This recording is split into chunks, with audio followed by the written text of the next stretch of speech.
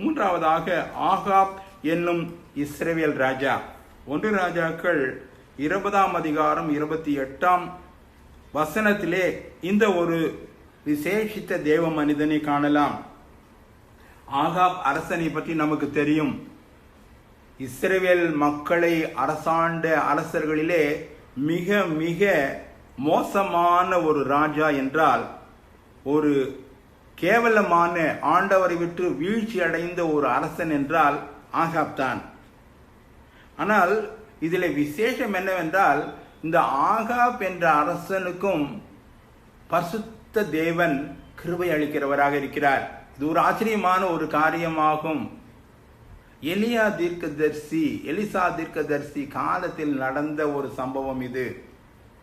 ஆம், இவன் தேவனை விட்டு தேவனை ஆராதிக்காமல் பாகாலை ஆராதித்து தேவனுடைய ஆலயத்தை கெடுத்து போட்ட ஒரு மகனாக இருந்தாலும் கூட நம் புத்தி கெட்டாத வகையிலே ஆண்டவர் அவனுக்கு இரக்கம் செய்கிறார். பரிசுத்த தேவனாகிய கடவுள் அவனுக்கு இரக்கம் செய்கிறார். 1 ராஜாக்கள் 20ஆம் அதிகாரம் 13ஆம் வசனத்திலே பெயர் சொல்லப்படாத ஒரு தீர்க்கதரிசியை, தேவனுடைய மனிதனை ஆகாபிடம் அனுப்பினார். எதற்காக அனுப்பினார்? இந்த சீரியா, பெனாதாத் மற்றும் 32 ராஜாக்கள் சேர்ந்து அந்த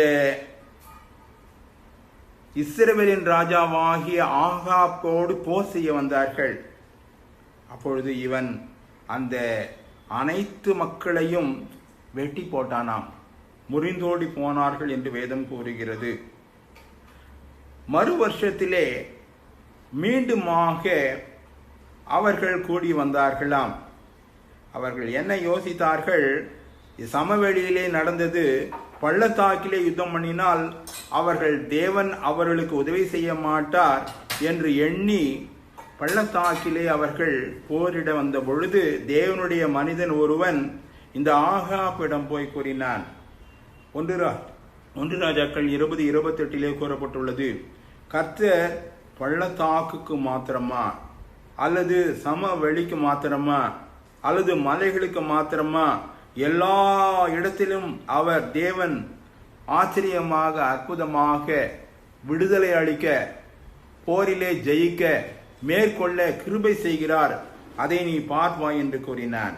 அந்த மனிதன் கூறியபடியே, அந்த தேவ மனிதன் கூறினபடியே சீரியரிலே 1,00,000 மக்கள் ஒன்றுமில்லாமல் போனார்கள் என்று வேதவசனம் கூறுகிறது.